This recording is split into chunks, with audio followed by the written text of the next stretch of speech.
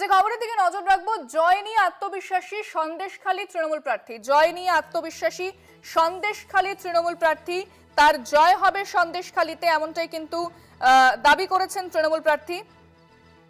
Ticket পেয়ে বিজেপিকে কটাক্ষ ঝর্ণা সর্দারের। আমরা জানি সন্দেশখালী যেভাবে খবরের শিরোনামে উঠে এসেছিল, তারপর থেকে সন্দেশখালীতে বেশ কিছু ঘটনা প্রবাহ দেখা যায়। যদিও তৃণমূল প্রার্থী তিনি জয় নিয়ে আত্মবিশ্বাস প্রকাশ করেছেন ঝর্ণা সর্দার।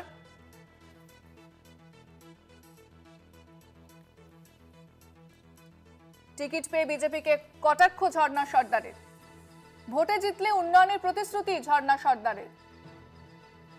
ভোটে জিতলে উন্নয়নের প্রতিশ্রুতি ঝর্ণা সর্দারের। 26-এর লড়াইয়ে জয় আত্মবিশ্বাসী তৃণমূল প্রার্থী।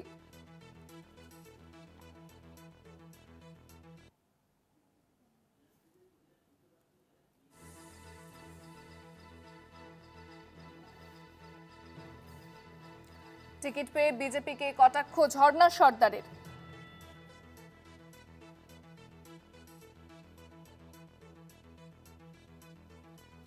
ছাব্বিশের লড়াই আত্মবিশ্বাসী তৃণমূল প্রার্থী ঝর্ণা সর্দার।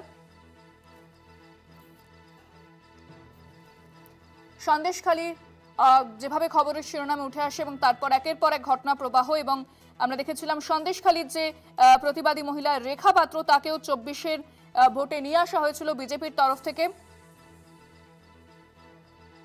যদিও 26-এর লড়াইতেও সন্দেশখালী যথেষ্ট গুরুত্বপূর্ণ একটি আসন।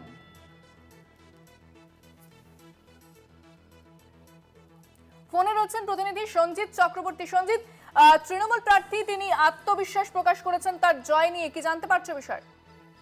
দেখো, 2024-এ যে লোকসভা নির্বাচন ছিল, রাজ্য এবং দেশের ভোট কেন্দ্র ছিল কিন্তু সেই সন্দেশখালীতেই কিন্তু বিশেষ করে এই লোকসভা তৃণমূল কংগ্রেস 3,33,000 ভোটে জিতলেও সন্দেশখালীতে প্রায় 7,100 ভোটে কিন্তু বিধানসভা পিছিয়ে রয়েছে।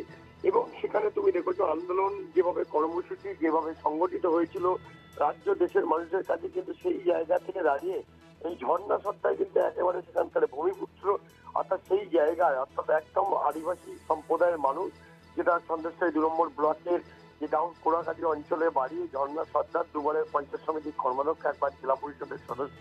তিনি যেটা বলেছেন যে এই সন্দেশখালী মাটির যেভাবে 24-এ যেভাবে আমাদের বিরুদ্ধে যেভাবে ভুল বার্তা গিয়েছিল মানুষের কাছে এবং মিথ্যে অপপ্রচার করেছিল একটি রাজনৈতিক দল, মানুষটা বুঝতে পেরে সন্দেশখালী প্রতিবাদীরা কিন্তু ইতিমধ্যে তৃণমূলের ছায়াতলায় এসেছে এবং 2026-এ বিপুল ভোটে তারা জিতবেন বলে যথেষ্ট আশাবাদী।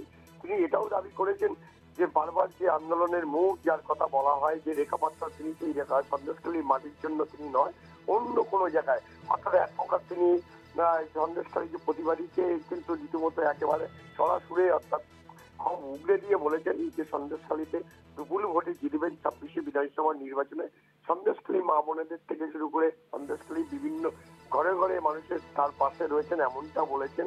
অন্যদিকে যে তার মূল লক্ষ্য হচ্ছে যে বিশেষ করে আর্সেনিক মুক্ত পানীয় জল, একাধিক যে দ্বীপ অঞ্চল রয়েছে, বদ্বীপ নদীমাতৃক এলাকার যোগাযোগ ব্যবস্থা ভালো রাখা, স্বাস্থ্য, পরিবহন থেকে শুরু করে বিদ্যুৎ সবটাই তিনি উন্নয়নের হয়ে, অর্থাৎ সার্বিক উন্নয়ন করবেন বলে আশাবাদী।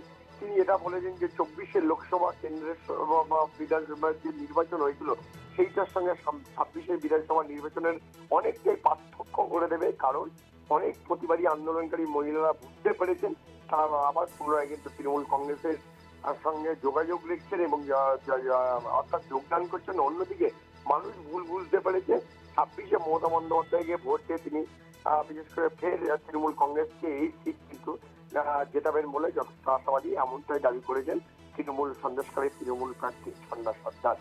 ধন্যবাদ সঞ্জিত।